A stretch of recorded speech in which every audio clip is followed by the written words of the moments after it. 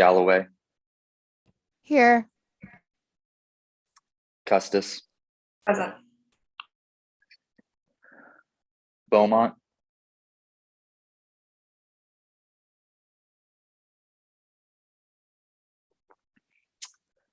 Becerra, Present. Gao,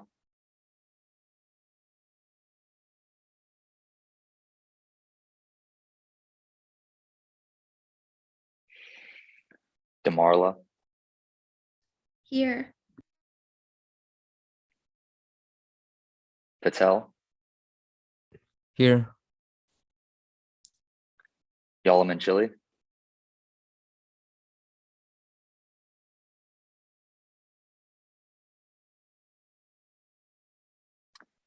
Harrell,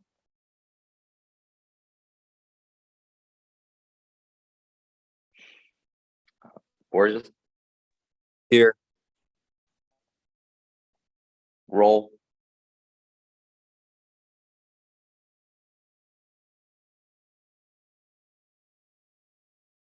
Almanar, Present. Anderson, Present. Castellan,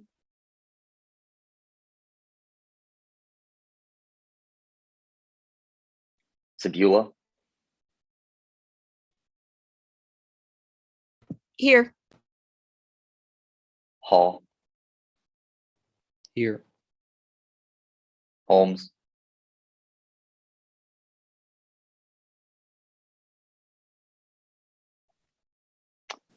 Huerta, Here. Costas, Here. Martin,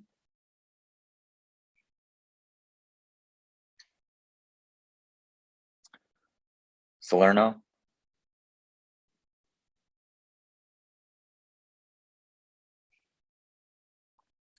Salcedo,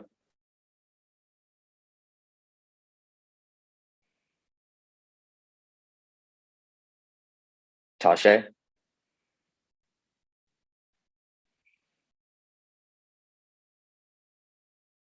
Urea is absent, Cerisi, Present. Cox, Here.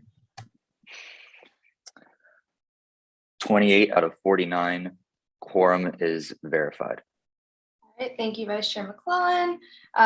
Senator Roll, we call on you to become president of voting. Present and voting. Thank you. So noted at 9:10 a.m. All right, approval, or is there anyone else needing to become president of voting? I don't think so. All righty, approval of the minutes. Take a look at the minutes from last Thursday, and I will take a motion. Our Chair Temple. Move to approve last meeting's minutes. A motion to approve the minutes from last meeting. Are there any objections? Seeing none, I'll take that as general consent. Approval of the agenda. Take a look at today's agenda, and I will take a motion. Chair Temple. Move to approve this meeting's agenda. And a motion to approve the agenda for the special session. Are there any objections? Seeing none, I will take that as general consent. Open forum. Are there any non-senators wishing to speak during open forum? Seeing none. Announcements from the Senate President. So just to reiterate the purpose of the special session, it's to see some of the business that wasn't gotten to last week. If we didn't have the special session today, then we would be seeing 3 pieces of legislation, plus a censure and 10 confirmations in one night, which isn't very feasible. And I didn't want to put the Senate through that. So as much as I don't want to ever have to meet at 9 o'clock in the morning, I'd rather do it now than have to do it all in 3.5 hours. Zoom etiquette. So just a reminder to have your cameras on if you can. I understand that it is 9 o'clock in the morning. So for the purpose of this meeting, if you don't have it on, that's fine. I do ask though that if you are speaking, so if you're debating or asking a question, that you do have your camera on, because when it's live stream, it won't show your face if you don't have your camera on. And so it just looks like there's someone talking, but no one knows who. So for the purpose of your constituents knowing that you're asking questions and debating, just have your camera on when you do that. Event planning, I'm in the process of planning different events, so little game nights that Senate can do over the summer. This will include virtual game nights, so if you're virtual, you can participate and bond with other senators. I'm also in the process of planning the retreat for the summer with the advising team. We're still in the process of that, had our first planning meeting yesterday, so I will give more updates on that as they come. Resignations. Senator Lerdo has resigned from ENA, and dismissals. Bercy, Pena, and Cinco were dismissed for missing Thursday's Senate meeting and not informing both the pro temp and the LJR chair. That's it from me. Any questions? Seeing none. Senate President Pro Tempore report. Pro Tempore Cerisi. Hi, everyone. If you have not had a new Senate orientation, I will be sending out an email shortly after this meeting with 3 available dates and times. So please let me know if none of them work for you. They will be held over Zoom to just make them accessible to everyone, because I know some people are virtual over the summer. I'm just going to keep reminding you guys until we reach that deadline. RSO assignments for this session have been made. There's a spreadsheet for you to look at to see your RSOs, a template for you to send them, and you have a deadline, which is Thursday, June 2nd at 5 p.m. If they are not done by then, I will hold you in non-compliance, so please get those done. Me and Sir Foster will likely be reminding you guys up until that deadline. Last week, I held an internal fiscal and caucus leadership meeting. These all went really well and will be continuing. If you're in any of those leadership groups and don't know when your next meeting or aren't in the group chat, please reach out. If you filled out the form to get a mentee or a mentor, those pairings were sent out Sunday. Please, if you're a mentor, reach out to your mentee and figure out how you'll be making the most of your partnership. If you did not fill out the form, unfortunately, the deadline has passed and you will not be part of the mentorship program over the summer. The request form will likely open back up in the fall if you would like to request a mentor or mentee then. And if you have any questions, please do not hesitate to reach out to me or anyone else in the Pro Temp's office, and that's all. Any questions for the Pro Tempore? Seeing none, thank you, Pro Temp Cerisi. Also, I made a mistake. It was not Senator Lerdo who resigned from ENA. He never reached out to me about resigning from ENA. It was Senator Costas. So I apologize for that. I'll go ahead and fix that.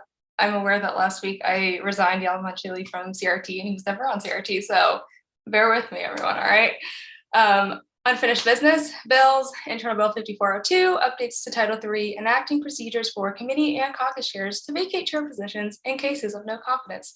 Chair Borges. Is there a motion for 3-minute speeches, unlimited questioning, unlimited debate? So moved. Any objections to that? I'll take it as general consent. Open up the internal bill, take a look at it, read it.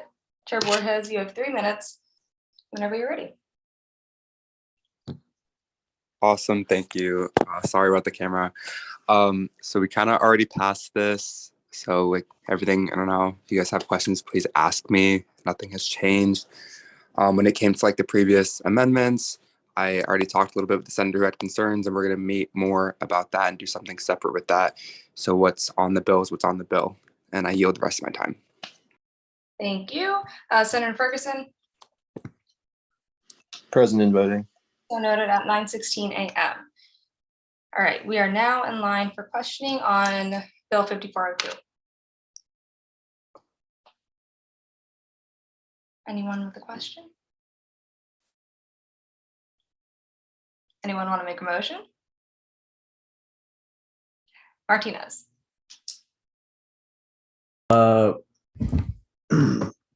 Move to vote.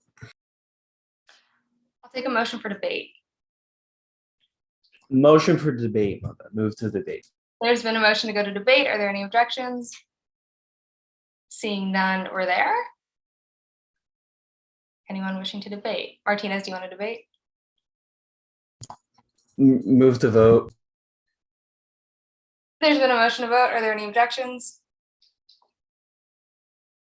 Seeing none, we're now on voting procedures. Brody will create, there we go, the poll.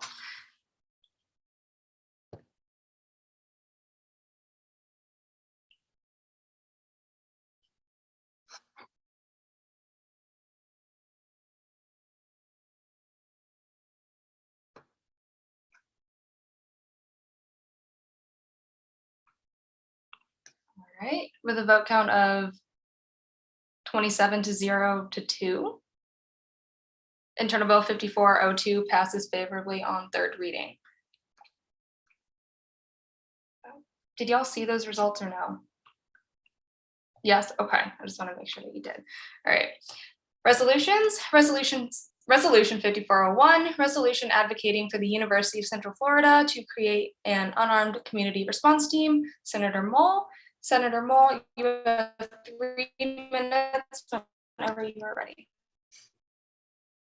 Okay, great. Thank you. Nothing has changed with this resolution except for the addition of 3 endorsements from the Young Democratic Socialists of America, UCF, the Student Government Black Caucus, and the Black Student Union President, Chanel Henry. But I did want to address the email that was sent out from UCF PD. And I just want to say that it was really great to have that outreach happen from Chief Metzger from UCF PD. Just to refresh some of everyone's memory, I think some of the highlights from that email were: 1, UCF PD is already hiring a mental health professional. They're currently having some trouble finding someone to fill that position. However, they are in the process of filling that position. Number 2, they currently have a partnership with an Orange County mental health response team that can respond to calls. Unfortunately, right now there's a long wait time, so it takes about 1 hour in order for that person from that team to actually be sent out. But hopefully we could get something like that in-house so that we can reduce response times down to what they normally are for UCFPD, which are usually very short wait times from call to actual response and dispatch of the officer versus that 1 hour that it currently takes. And overall, I think that the tone of the email that was sent to us was support, but of course, a little bit of reserve about some of the cost of actually making this happen, as well as sort of the challenges of implementing a system such as this. Overall, though, I think that the tone of that email was very supportive, and it's great to hear that we have some synergy happening between student government and UCFPD. I don't want to take up too much time because, we already spoke about it at the last meeting before Summer A began, and I think that it would be better to yield the floor for questioning, just so specific concerns, comments, questions that everyone has can be given at this time. So I'm going to yield for questioning. Thank you, Senator Moll. We are now in line for questioning. Vice Chair McClellan. Yeah, so I don't doubt that Chief Metzger does support this, but reading the email, I do see that he is confident in the UCFPD's current abilities to take care of these matters, because he does state that a lot of we are still well below the national average for mental health related calls, and that only 1 out of 100 of their calls are ever using force and stuff. So I just feel that while it may not be a terrible, it just isn't needed. And that at the end of it, of that email, he does say that there are some obstacles to forming a community response team that would prove challenging. So I'm just wondering if you saw that too and are still wanting to do this bill. Yeah, right. So yeah, we always knew that there was going to be challenges. In the resolution, it's mentioned that at the UCFPD town hall that was held in spring semester, in a fall semester, it was, mentioned that there was some difficulty as far as finding funding. But at the end of the day, Chief Metzger at that meeting still said that he supported this idea. It would just be a matter of trying to implement it. In this email as well, he did say that there are some obstacles, but also at the end of the day said that this was a proposal that he was looking into. Obviously, they're making moves towards implementing some sort of thing of this nature by hiring a mental health professional. And so, yeah, are there certain ways in which UCFPD can currently cover this gap? Of course. I looked into the accreditation because, of course, there are accreditations that police departments throughout the state of Florida have to go through on a pretty regular basis. And, it's true. UCFPD does score higher than the state standards and a lot of other police departments in the area in terms of the quality of training that's given to officers as far as mental health training and de-escalation training goes. However, at the end of the day, UCFPD is still a police department, right? That's not their main focus. By having in-house professionals who are trained in these things, I think that that's where the benefit really comes from, is that they're in-house professionals who are not just trained in those things as part of their job, but are people who are professionals in that field who really know inside and out how to use those skills. Chair Yalman-Chile.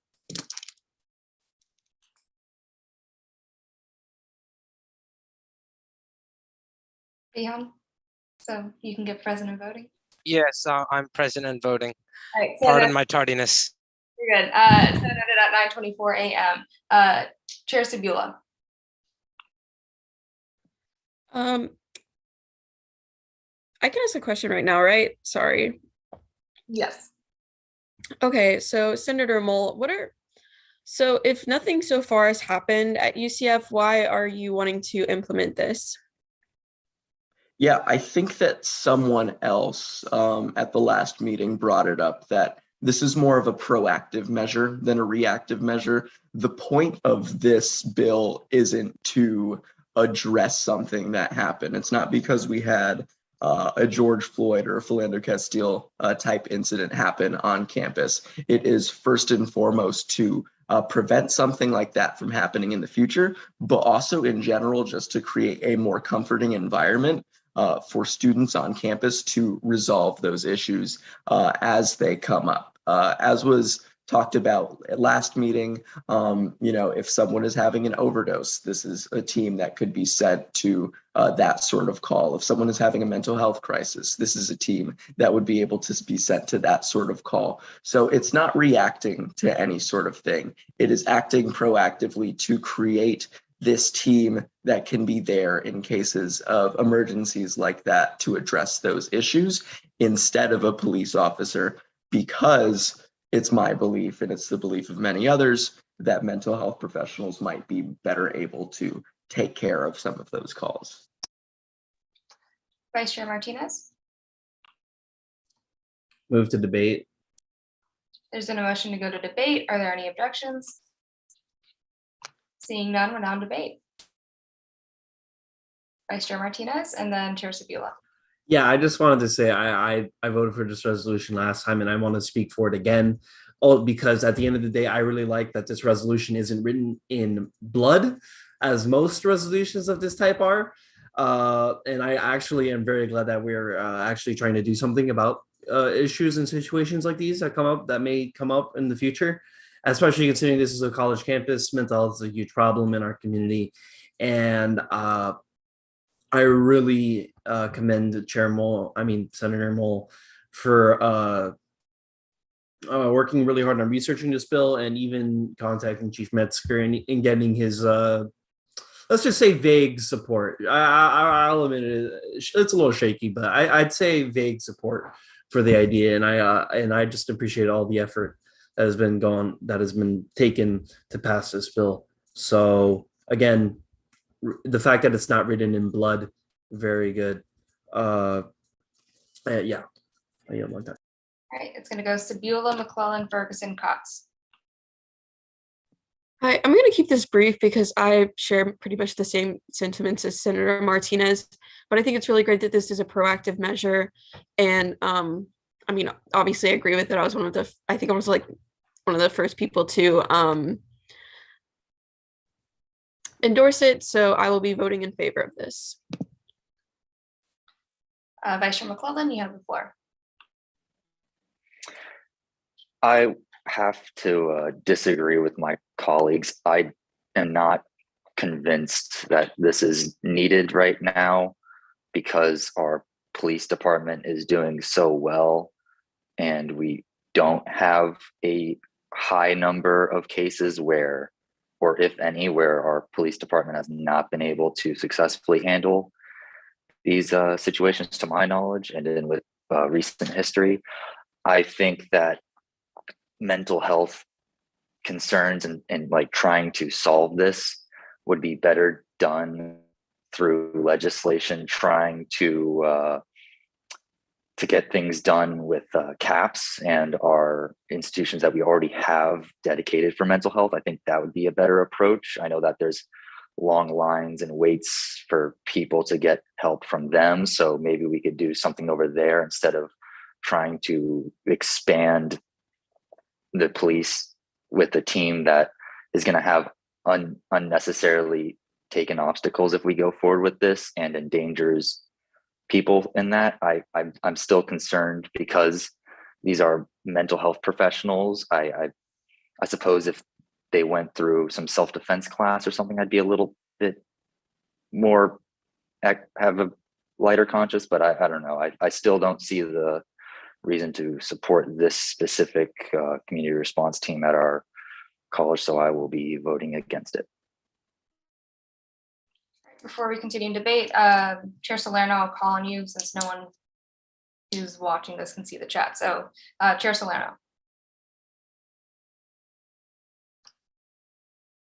Present and voting. So noted at 9:29 a.m. All right, next up is Ferguson. You have 3 minutes to debate. You're ready. Okay, I would just say, like, I think it's a very good idea with the bill, but I'm not sure that we need it. So given that I don't vote for legislation unless I'm sure about it, I'm going to vote no on this. Ferguson, did you become present in voting? I did say present in voting. Okay. Just want to make sure that that's down. So noted at 9:30, I guess, because it wasn't noted. But you're still good because we started at 9:04. All right, it's going to go Cox and Yalamanchili, and then if there are no other debates, I'll take a motion.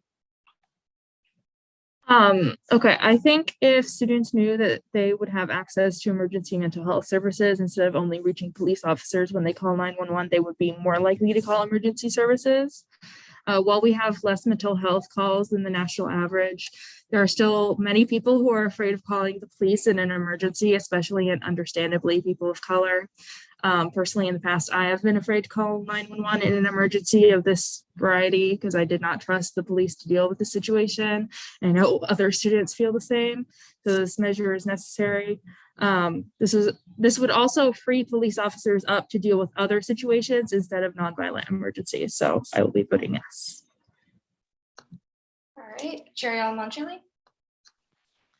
I share similar sentiments to Senator Cox. Policemen are not needed for every sort of crisis that a student may face. There are students, particularly from marginalized communities, who are not comfortable calling the police when they need help. And so I'm sure that creating an unarmed community response team would greatly help in increasing, people's confidence in UCF's institutions so that they can reach people who they are more comfortable with if they are not comfortable with calling the police. And I am going to be voting in favor, and I encourage my fellow senators to do the same. Thank you. Patel. I just want to address some of the other senators say like UCF PD is already handling the situation great, and that is true very much. I just think this resolution, we're not forcing them around, we're not bossing them, we're not telling them change your budget.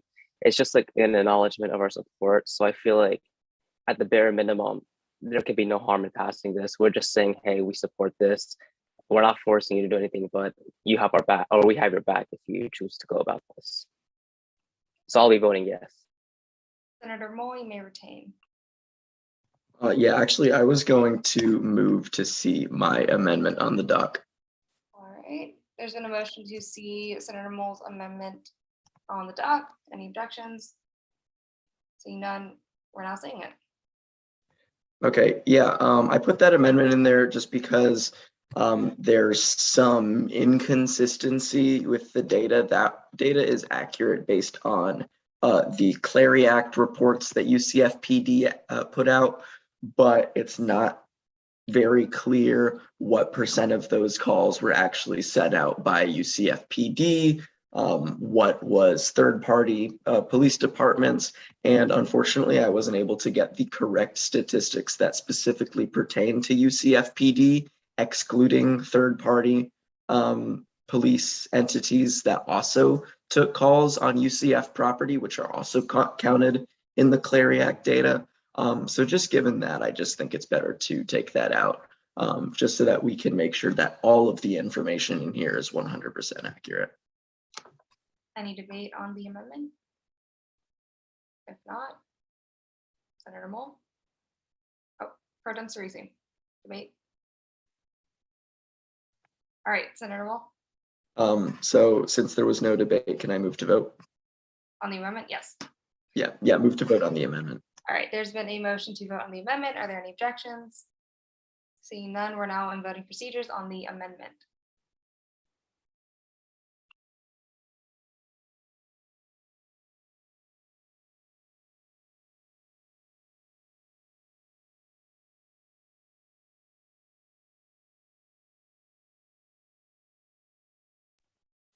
With a vote count of 30 to 0 to 0, the amendment passes. Move to vote. There's been a motion to vote on resolution 5401. Are there any objections? Seeing none, we are now voting on resolution 5401.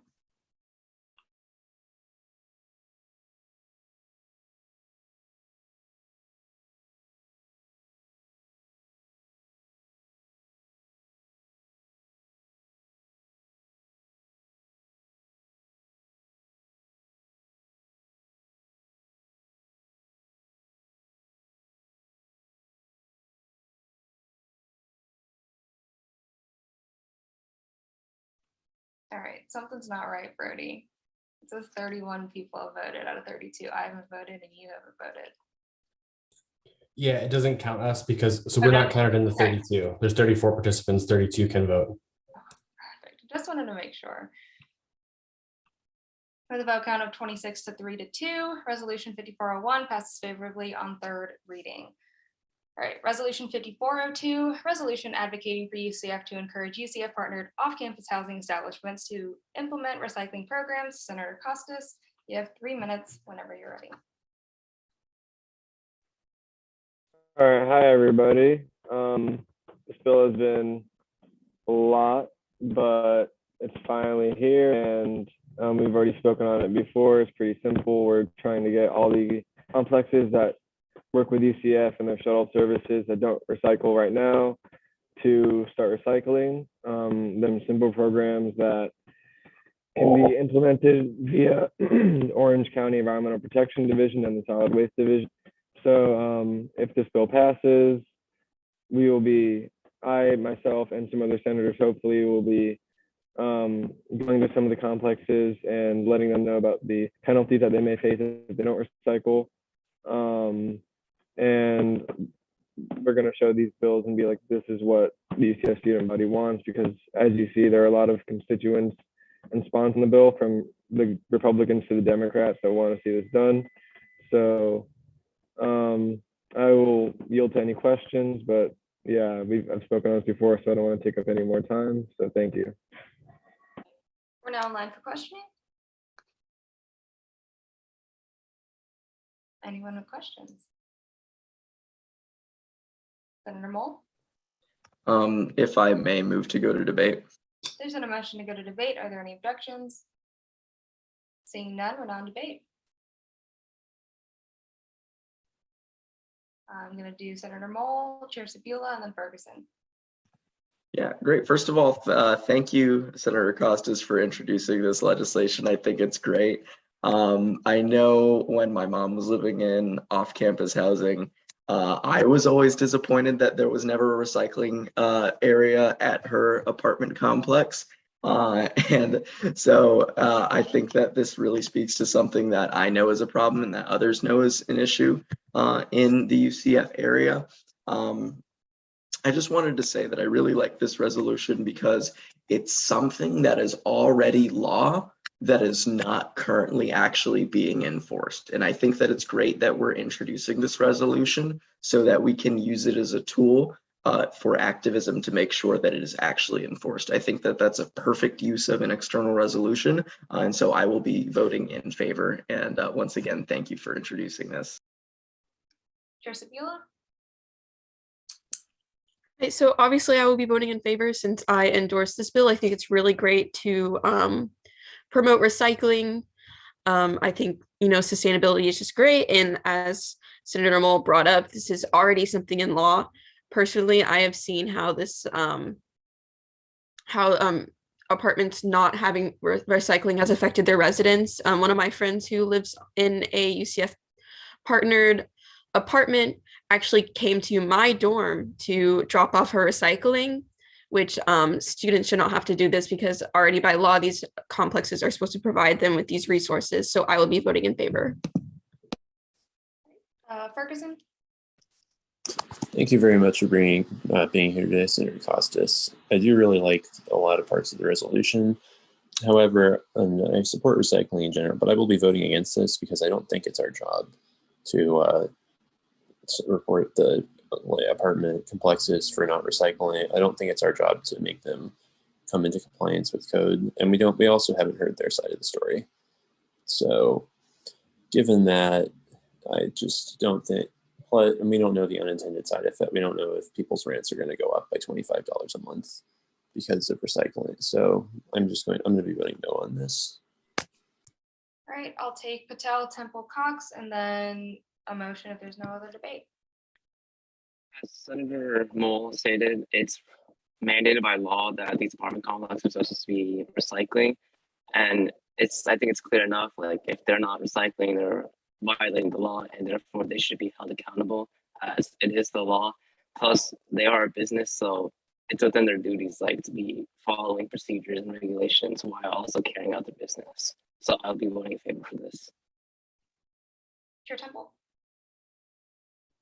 Thank you, Madam Speaker. So I will be voting in favor of this resolution, not just because I had sponsored this legislation, but also because since Orlando is trying to go in the direction of becoming one of the cleanest cities in Orlando, I find it fit that we advocate in conjunction with Mayor Dyer's initiative and do our due diligence in making sure that we are all up to code in trying to improve our environmental sustainability.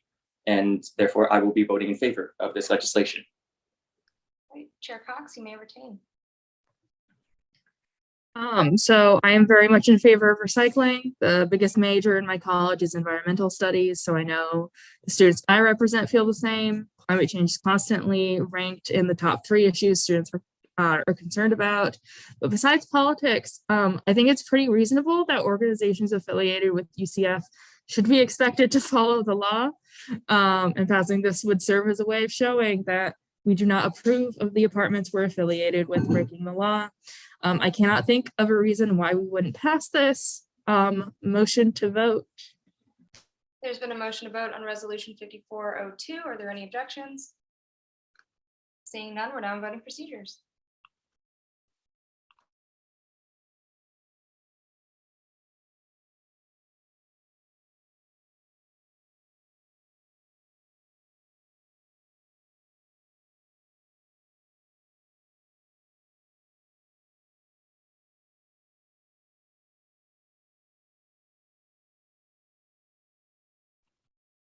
Still waiting on 2 people.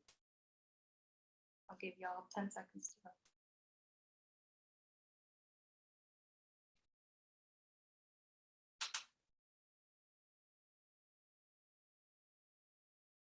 All right.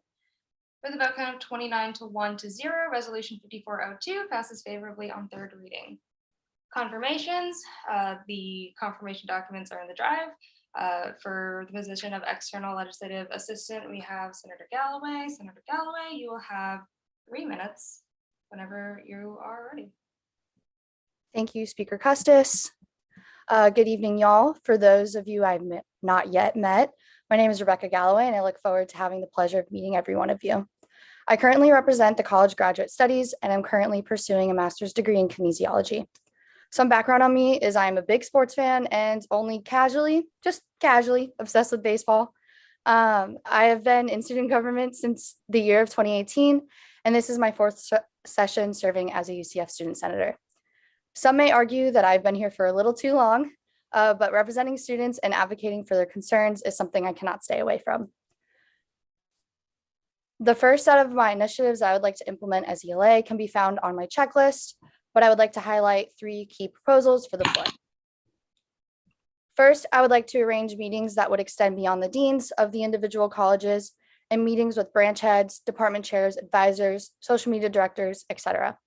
The second I'd like to highlight is promoting academic services of each college. This would include scholarships, tutoring programs, the Student Academic Resource Center, also known as SARC, the Supplemental Instruction Program, also known as SI, and other tutoring services within university that the university provides. The last of my initiatives I would like to highlight is to maintain continuous communication between student government and other promotional bodies within the UCF community, such as the Student Union, Student Media and Media RSOs, first year experience, and the orientation team, with the aim of keeping the student body up to date on activities. And I'll yield the rest of my time to questioning. Excuse me. Thank you. We're now online for questioning. Any senators with questions? Chair Cox. Hi, I see a bunch of stuff on this checklist about like student media and stuff like that. So my question is, I guess, sorry, I usually write these down beforehand. I did not get the chance to do that. Basically, my question is, how are you going to advocate for accessibility in regards to students with disabilities and media? Thank you for that question. Yeah, so one of the coolest things that I've seen within my time of being in student government is we did transfer online due to COVID pandemic. Originally, we didn't have, even before we were recording our meetings before the COVID-19 pandemic, we've always live streamed our meetings. So within my time here, we were able to enable like live transcription, which you may see now within our Zoom. So this is something that we're always, trying to advocate for. I had the immense pleasure of meeting Samantha Cerisi right when she came in, and I got to learn a little bit more about disabilities that I hadn't learned prior. So definitely sitting on the Disability Caucus and sitting on all of the caucuses and being able to work with the caucus chairs is something that I do plan to do. So since we do have a disability caucus, I figured that would be the best way in order to hear concerns, in order to advocate for accessibility and meet with the proper entities, and take action within that point. Hope that answered your question. All right, I'll do Chair Salerno, D-Leg Wanjin, the Senator Spalding. Chair Salerno, you have the floor. Thank you, Senator Galloway. My question specifically, a big part of your job is to maintain a relationship with senators as well as keep us accountable. And the other part is making sure that we're meeting with our deans. How do you plan on keeping the relationship with the deans, but also keeping them accountable with meeting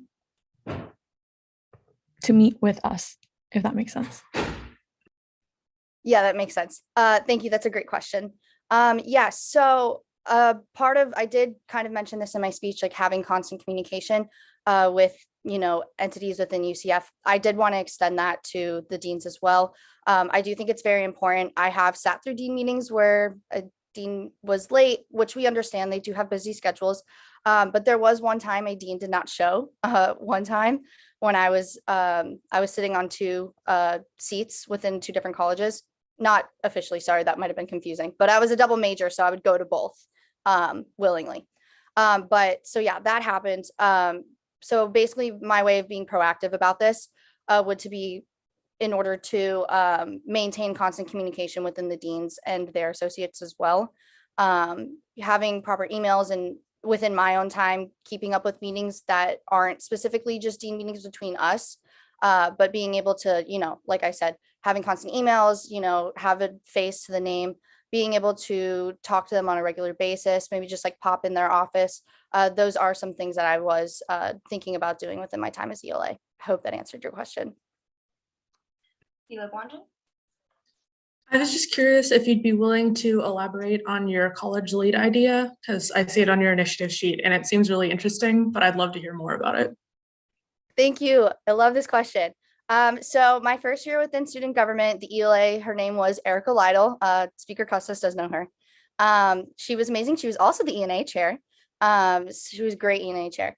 So she had the idea of a college lead, and once she was done with ELA, it kind of didn't continue, but within my experience of being here for about 4 or 5 years, I did realize that a college lead was kind of something that I think is great to continue implementing. So a college lead would basically be that one of our student senators within the college is the college lead. They will be the ones responsible for making sure the agenda looks good, basically in a sense to kind of keep me accountable. So like if I were to print out the agenda, but there was like a discrepancy in it, for example, the college lead would be like the first person to go over the agenda with me. The other effective part of having a college lead is that they maintain a continuous conversation within the dean meetings. Sometimes there's a little bit of like an awkward pause, and it just doesn't look the most professional as possible as we could be representing ourselves. So the college lead also helps make sure that there's maintaining decorum within our meetings with the dean, as well as keeping the conversation going, making sure that within all of our time that we do have, that we take it up with the most effective measures. And if you would like me to go on in like how I would implement that, I would be completely fine with a follow-up if Speaker Custis does allow it. Katrina shook her head no, so I'm assuming she doesn't need the follow-up. Senator Spalding. Hi. What are some strategies that you intend on implementing that will best help you achieve your goals in a way that best benefits student government and the student body? Thank you, Senator Spalding. That's a great question. I think keeping ourselves accountable is very important, especially when we're trying to hold other people accountable. So I'm gonna be honest, I have not been the most organized person in my entire life. In the past, as of the past year, I have changed that. I do use Google Calendar now. I do plan my week out. I plan my week out ahead of the week. Every Sunday I sit down and I plan and put like a goal of what I want to get done within the week. So within my life, being more organized has helped me a lot. So I do appreciate that question. So as far as ELA specifically, I did, as y'all saw, I did make that checklist. Those are the first set of initial initiatives that I do want to implement. As the time goes forward, I do continue to make checklists and goals for myself. I will also like to make these public as well, so y'all can see them and hold me accountable as well, seeing that okay, she wrote these things down that she wants to get done. What is she doing in order to be proactive and continuously try to get these goals done? So to kind of round back to your question, I do plan to hold myself accountable by being effective in organizing, setting goals for myself, as well as sharing them with all of y'all to see the goals that I am planning on doing within my term of this position. All right, I'll do the next 3 hands and then I'll take a motion if there are no other questions. We'll start with Vice Chair McClellan. I have 2 questions, if I may. You may. The first one is, I see that you want to enhance student government branch collaboration. How would you go about that, and what would that look like? Yes, so enhance branch collaboration. So again, within my time being here, we haven't always had the best branch collaboration. It has been better the past few years, which is amazing. I love that. But I think that having meetings either like weekly or bi-weekly with each of the branches and kind of sitting together and deciding, okay, how do we want to best promote what we are doing? It is my duty, as if confirmed this position, to be advocating for what our Senate within the legislative branch does.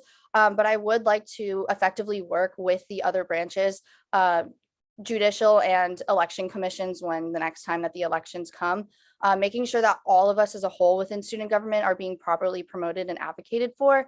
So I think the first step would definitely be having those meetings and seeing what the other branches feel that they need, and then kind of setting a plan and spearheading it from there. That would be my first step.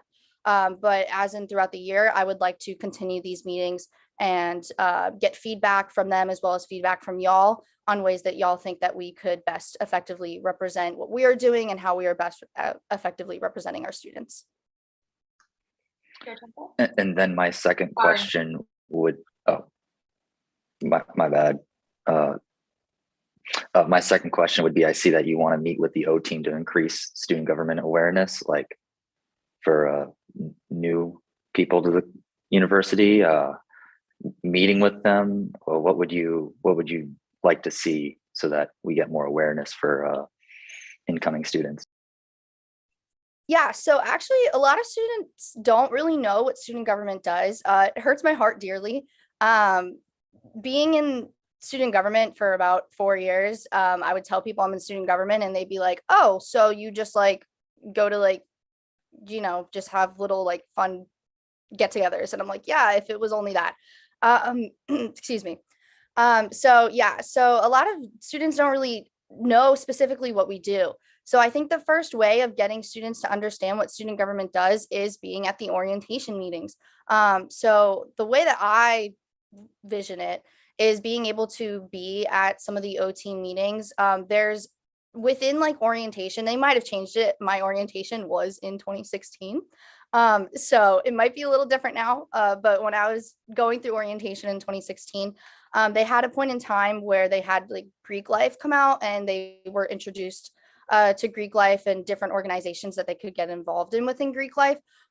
They did touch on student government a little bit, but I think that putting a face to the name would be very effective and a lot better. So that way we could, you know, answer any questions that students may have and get a better understanding of what we specifically do. With the end of the day, we are here to advocate and represent our students, but students don't know that we're there to help them. So being able to be there within their first orientation, their introduction into the UCF community, would be very effective. So that way they know they can put a face to the name. They know that we're there. They know who to reach out to. And they also will know like what we do and how we best represent them and where to go when they need help with a specific issue. A lot of students don't know that they could appeal parking tickets. They don't know about things that judicial does. And it's very important knowing that we are here to provide for them. So having meetings with the orientation team and finding a way that we could possibly be present in order to either, even if we're not able to be present, but at least having some sort of PowerPoint or something that we could give them. So that way they know like what we do and how to get involved as well, if they would like to get involved. My apologies, Vice Chair McClellan. I know I gave you 2 questions and I didn't mean to cut you off. Chair Temple, you now have the floor. Thank you, Madam Speaker. So good morning, Senator Galloway. We really appreciate you coming out here today and presenting yourself. Well done. I had a question regarding one of your initiatives on your checklist, specifically that of meeting with the department chairs and advisors. Could you please elaborate on that particular initiative? Yeah, so I like this question a lot too. So within my past couple of years being in student government, we've only met with the deans. I think meeting with the deans is great, but what I've realized within my past few years here is that while the deans are in charge of the college, they do have certain priorities that they've given to the other faculty within that college. So example, there are department heads, or sorry, yes, department heads, or branch branch heads, department chairs, excuse me, that's the word I was looking for, department chairs. So an example of this would be, for example, psychology. Psychology is a department.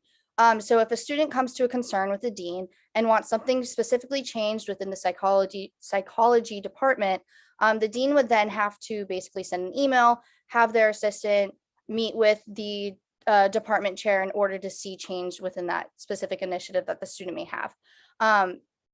I would like to personally meet with each department chair in order to kind of, in a sense, not like completely cut out the middleman, but make sure that what we want to get done is spearheading like straight at the point of where it originates from. So I would like to have meetings with these department chairs for each department in order to effectively communicate what our initiatives are, what our concerns are, and have a one-on-one with them. And that way it's a lot easier for us to see as well, like have that communication with them, know exactly where our initiatives are heading, and what proper actions we can take right off the bat, instead of waiting around for maybe some feedback that could take a week or two. All right, I'll take the last two hands. Chair Salerno, you have the floor. Hi. So many entities within the legislative branch have discussed the idea of creating a Senate Instagram. What are your thoughts regarding this? So the year 2020, Speaker Custis could tell you about it. We did do that. We made a Senate Instagram. Unfortunately, it was shut down. In order to maintain the branch collaboration, it was best that we do just have one student government Instagram, and that way everything can be promoted within. I do like the idea of separate Instagrams. I think that if maybe we had a way, maybe Instagram will update itself within the next few years where you could do drop downs within one big Instagram handle. But I do like the idea of basically having branches within our student government able to kind of like represent themselves the way that they want to firsthand. I have been putting a lot of thought into that and figuring out different ways of doing it, maybe aside from Instagram, either like a Reddit thread or something, maybe like a Twitter, something of that sort. We don't have Reddit as it is right now. We do have Twitter, we do have Facebook, and we do have Instagram and our YouTube. I think YouTube would also be a great way to do it.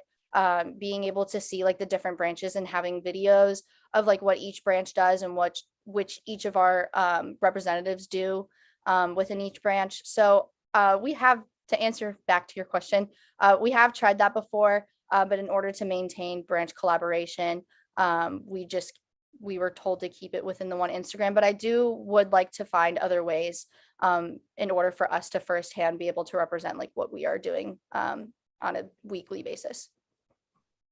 All right, Chair Cox, I will let you retain with a motion for debate. Sorry, do I do the motion after she answers the question? Yes. Okay. I see in your resume you have been in student government since 2019. What is your proudest achievement you've done here so far?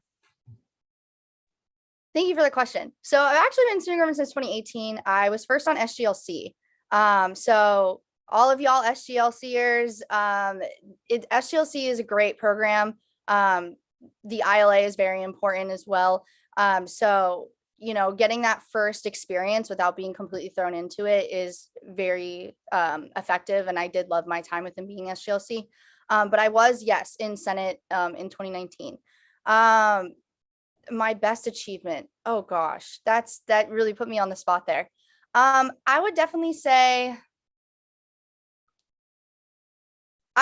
just being in student government in general. When I was in SGLC, I actually did apply for Senate while I was still an SGLCer, which kind of does not ruin, but it kind of is counterintuitive of the program.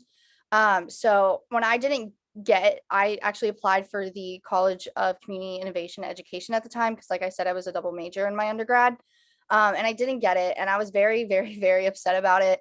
And I didn't really understand why. I didn't know it was because I was still like trying to finish within the SGLC program.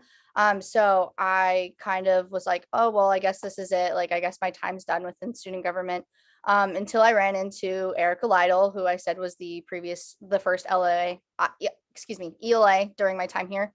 And she told me there was an open seat for the CHIPS seat, which is College of Health Professions and Sciences. That is kind of where my path is a little bit more, as I'm a kinesiology student. So when I heard that seat was open, I was like, oh my gosh, this is a sign. I definitely think I should do it. I was kind of intimidated and thought about backing out a few times just because I was very deterred from not being appointed within the CCIE college.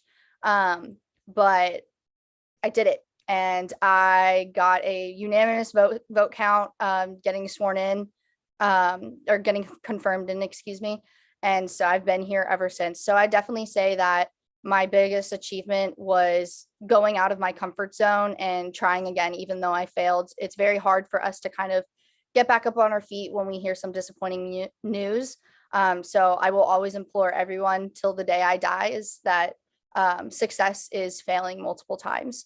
That is what success is being able to get back up even when you're knocked down. So I would say that probably my biggest achievement was, applying again, even though I was very deterred and didn't really even want to, because here I am now. And I've been in this branch in Senate for this is my 4th session. I absolutely love it. And I wouldn't trade it for anything in the world. Thank you. Thank you. Motion to debate. There's been a motion to go to debate. Are there any objections? Seeing none, we are now in debate. All right, we'll start with Temple, then we'll do Pro Tem Cerisi. Sorry, Sam. But so this is going to come from somebody who is incredibly passionate about Senate. I have not met anybody more passionate than Senator Galloway. Like, for transparency's sake, I was her first mentee during my time in SGLC, and being around with her and seeing her in action as GAP chair, like, just completely blew me out of the water when it came to like what she does in Senate and how capable she is as a senator, let alone as a chair. So, like, investing her in the powers of the external legislative assistant is something that is, I find, frankly, like, both mind-blowing, but also very, very appropriate, for lack of a better term. So to that end, I highly, highly encourage you all to vote in favor of Senator Galloway for the next ELA. And as much as I love Allison, our prior ELA, Senator Galloway will absolutely knock this out of the park. No pun intended. All right, Pro Tem Cerisi.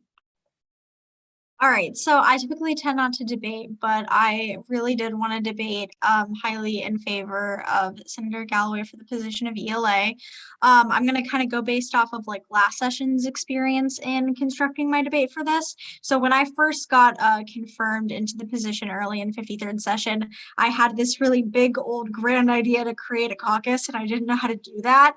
And fun fact, Galloway was one of the very first people I met with, and she helped me construct the piece of legislation and would meet with me very often in order to help me do that. She would help me get acquainted with things in Senate that I wasn't sure of.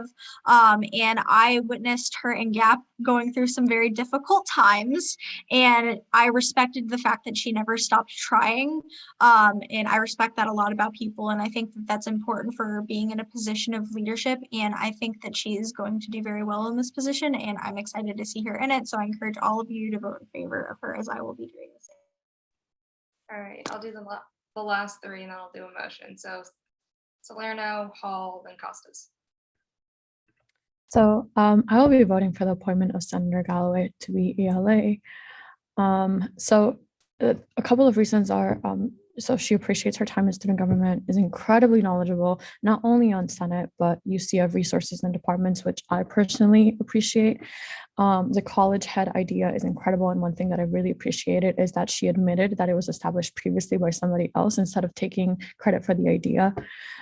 She's able to acknowledge her weaknesses and come up with solutions. I saw her work during day at the Capitol, and I know that when something is thrown her way or something goes awry, she breathes and processes and finds a solution incredibly quickly. Like, I was so astonished by the way that she came up with solutions.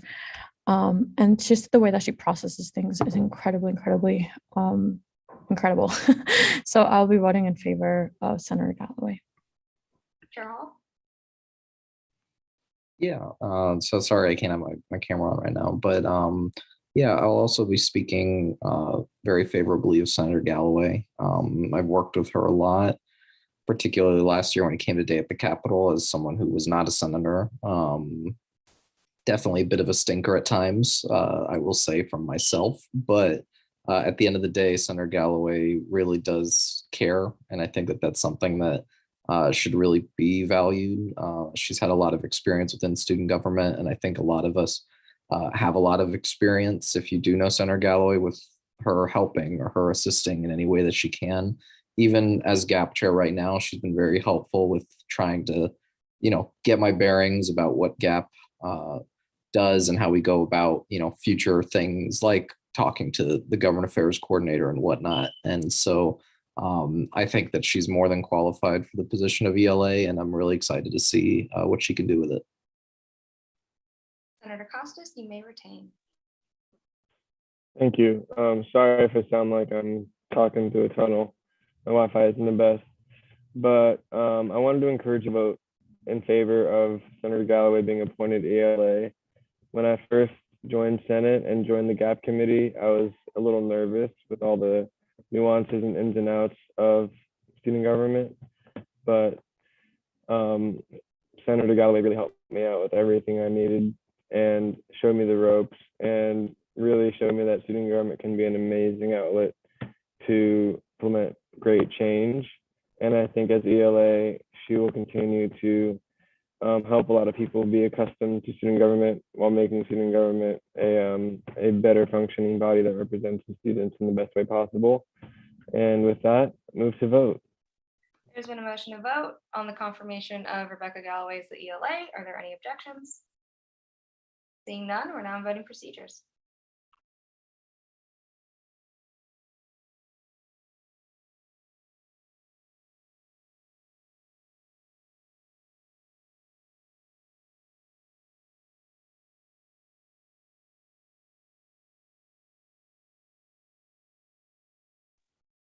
For the vote count of 30 to 0 to 0, congratulations, ELA Galloway.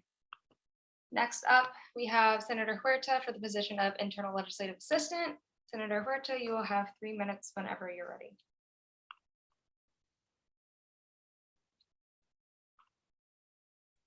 Okay. Oh my gosh, wait, I hate that my iPad does this thing where it follows my face. It's literally the most... Don't look at my face.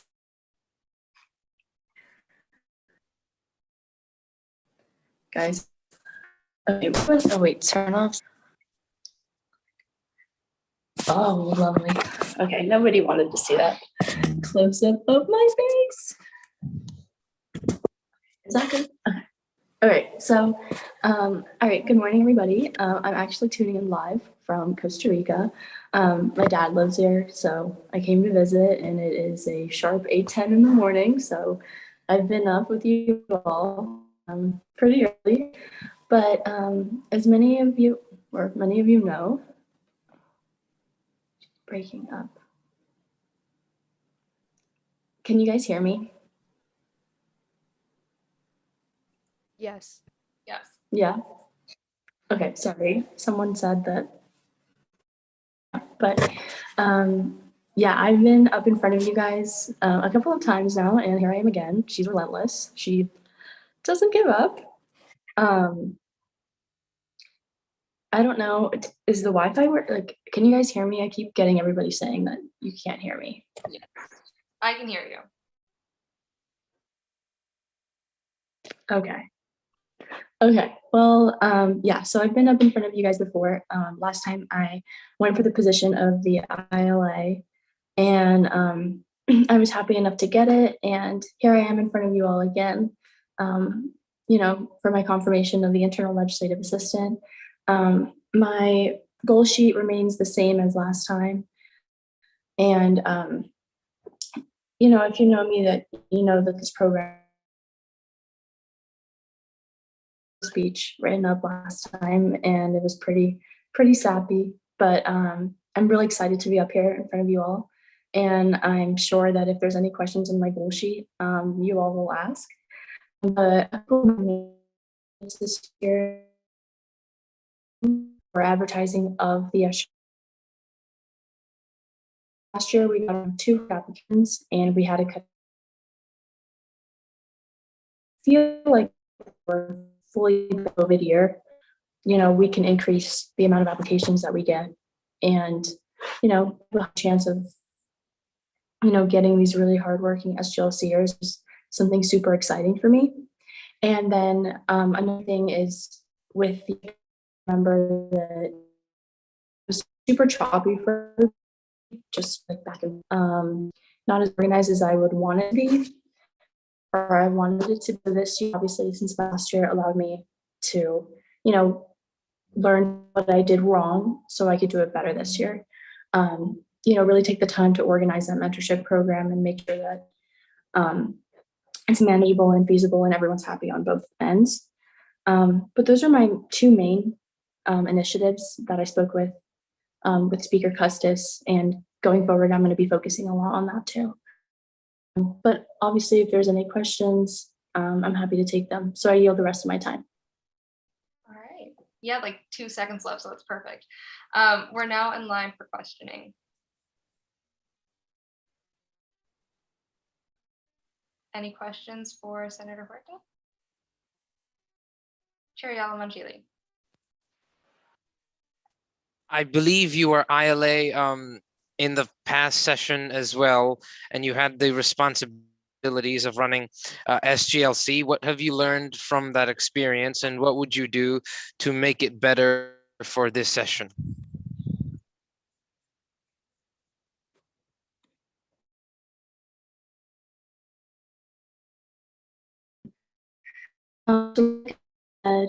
Because last year, and I had a year. Mentorship program, to me, we needed to spend more time making the pairs and making sure that the senators and have trust between each other. Not that we didn't do that last year, but it was a little bit rushed. And then 2, I want to have retreats for SLC specifically. If you were in my SLC class, that we didn't have one. And that was because I thought we were really short on time, and that was totally my bad. So that's something that I want to do, just more bonding events, because I remember my SLCers telling me that, yes, I'm learning a lot, but, I look around the room, I don't know everyone here. And that, was a fault of mine. And I'm happy to admit that. I'm happy to acknowledge it. And, going forward this year, that's something that I want to work on and make sure that everybody, in the room, knows first and last names, knows their major, knows what they're involved in on campus, so that we can enhance each other's experience. Any other questions?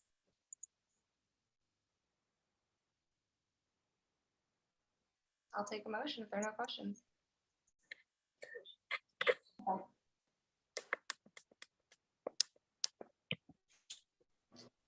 Chair Temple. Okay, move to go to debate. There's been a motion to go to debate. Are there any objections? Seeing none, we are now in debate. Chair Temple.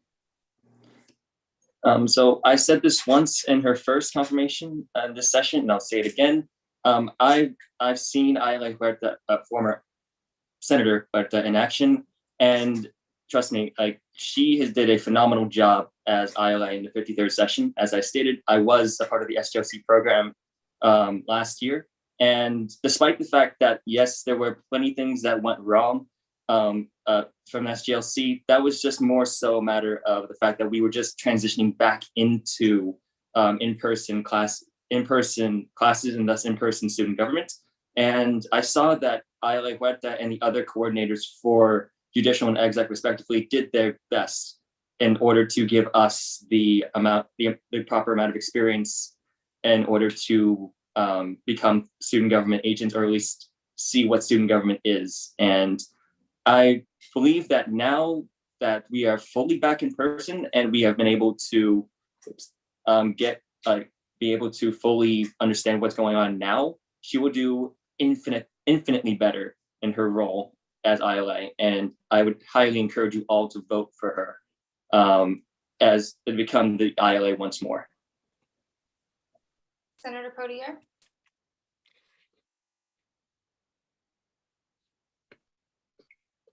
Senator Potier, President Brody.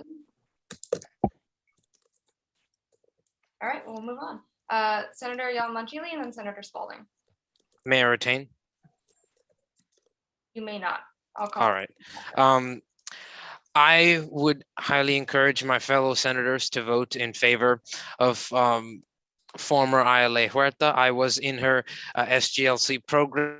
It was a very good program that helps people who want to join student government learn how student government works and how the Senate works, how the exec works, how judicial works, depends on whether you're in SLC, JLC, or ELC. But there were some things that could have been improved upon, but overall it went really good, and it has prepared me to be a good senator. And I'm sure other senators who are in here who were former SGLC members can attest to that.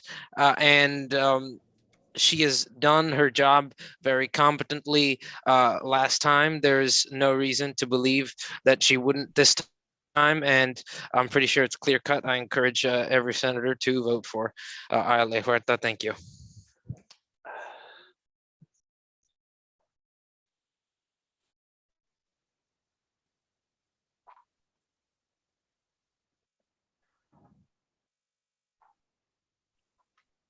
Did y'all hear me or was I muted? Senator Spalding. Hi, may I retain? You may. Okay, I just want to encourage you all to vote highly in favor of Senator Huerta. She is nothing less than perfect for this position. Last session, I was able to get to work with her very briefly, and she's honestly one of the most dedicated people that I know in Senate, and I know that she will do an even more amazing job this session than she did last session, if that's even possible. But with that being said, I move to vote. There's been a motion to vote on the confirmation of Senator Huerta as the internal legislative assistant. Are there any objections? Seeing none, we're now in voting procedures.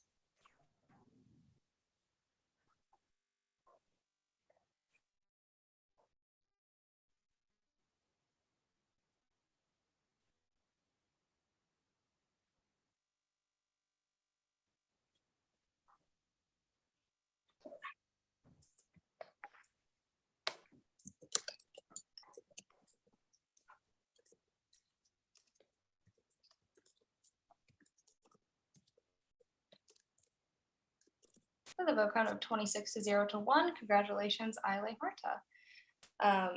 Yeah, just to state, I just call on people to become present voting as soon as they come into the meeting, just to be safe and just to make sure everyone's called on. But Sarah, you're good. To my knowledge, since you were here for initial roll call. Senator or Chair Gell just got here. So Chair Gell.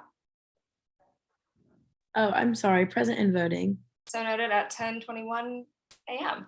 All right, advisors report. Brody. All right, hey everybody. I will be brief, and I'll just try to get a few of the things that I wrote down from last Thursday. I have to remember what those are though, so give me a second. Okay, eligibility checks. I was going to do them last week, but then Lola was sick, so that's going to happen this week. So if you have a concern about your eligibility, feel free to reach out and let me know, but I'll be doing that this week. You may have noticed that Allo is not here. They are doing a study abroad type program for the kind of the first half of the summer. I think they come back sometime in July. So until then, Netta and I are covering kind of all of those responsibilities. So feel free to just shoot anything that you would normally email to Allo. You can email directly to me or to Netta. And then I do have the student assistant email forwarded to myself. So if you forget, it's fine. Like we'll see them all. Yeah, just as a reminder, obviously today was a little different, but normal Senate, it's great if more than 5 or 6 people can have their cameras on, just because it makes the live stream a lot more interesting. So yeah, I think that's pretty much it from me. Yeah, Netta? No, that's pretty much it. Just a reminder, I'm here if anybody needs to talk about anything, and I'm here to support you guys. Any questions for the advisors? Brody, you doing senator shout outs or no? Oh snap, I forgot. Yeah, let's hit some senator shout outs. All right. Alicia, is that a question or a shout out? Either way, you can go for it. Yeah, okay. I was gonna make a motion, but I will shout out ILA Huerta and ELA Galloway for their confirmations today. All right, very nice. Ethan? Yeah, I wanted to follow up. I wanted to congratulate ILA Huerta and ELA Galloway. I really cannot wait to see both of them in action. ILA Huerta again and ELA Galloway in her position for the first time. So good luck, guys. All right, Alicia, you're back up. Did you say? Oh, no, sorry. Okay. Samantha.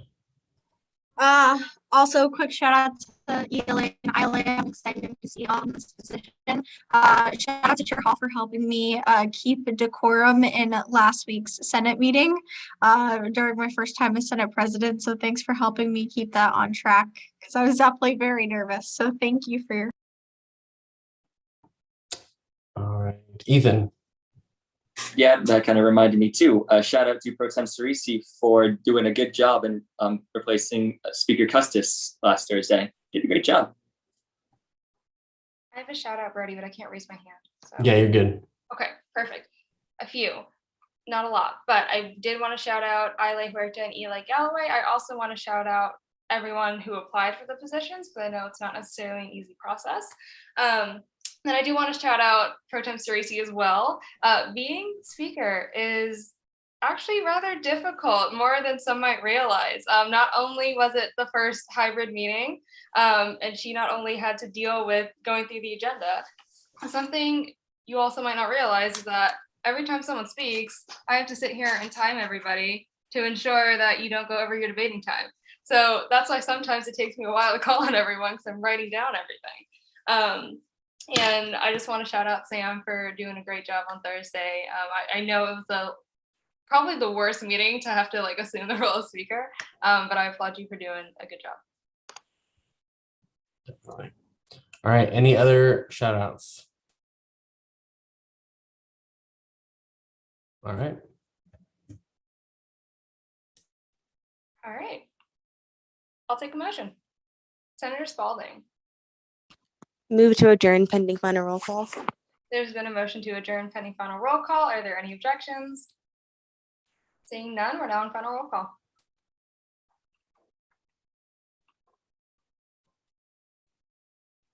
And that will be Vice Chair McClellan. Yeah, sorry, give me 1 second, please.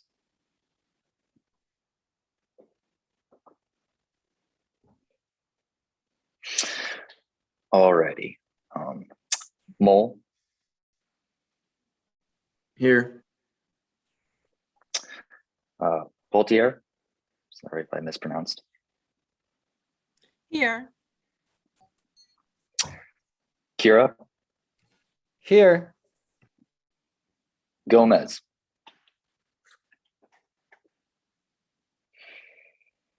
Martinez. Present.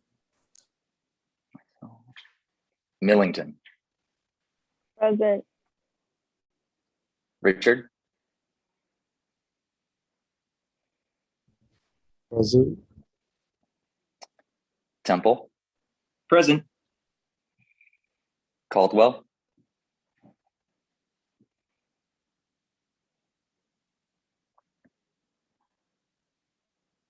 Robbins,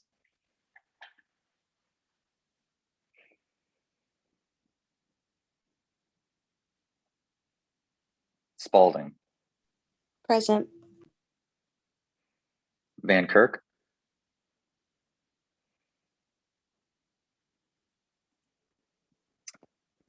Castillo, Here. Ferguson, Present. Lerdo,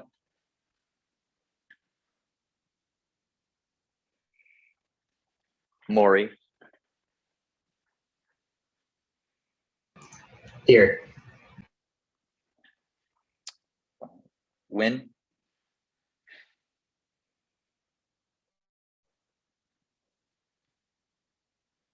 Simcoe, Present.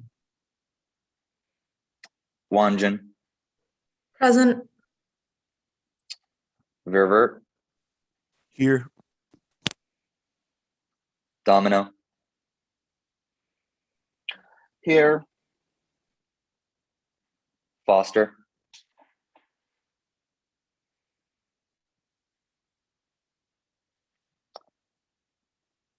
Galloway, Here. Custis, Present. Beaumont,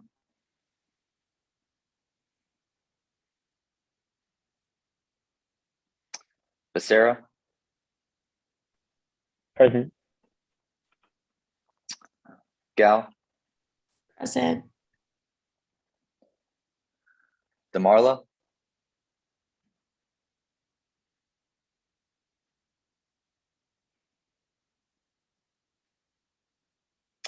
DeMarla, okay, Patel, Here. Yalaman Chili, Present. Harrell,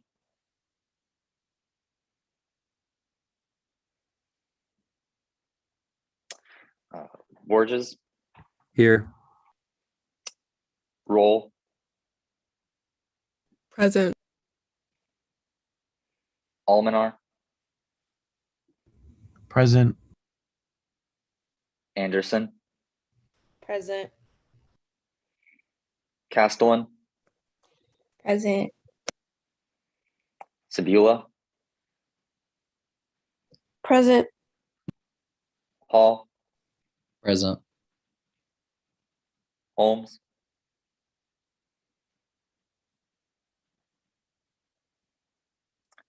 Huerta,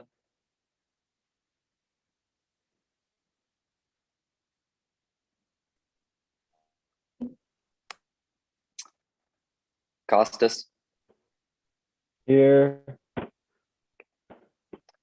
Martin,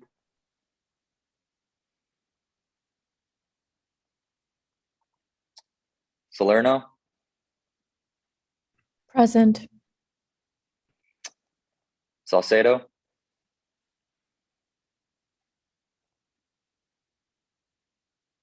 Tache,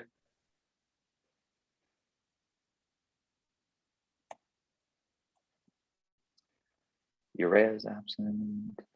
Cerisi, And present. Cox. Here. 33 out of 34. Quorum is verified. That only took an hour and a half. Nice job, everyone. I hereby adjourn this meeting at 10:31 a.m.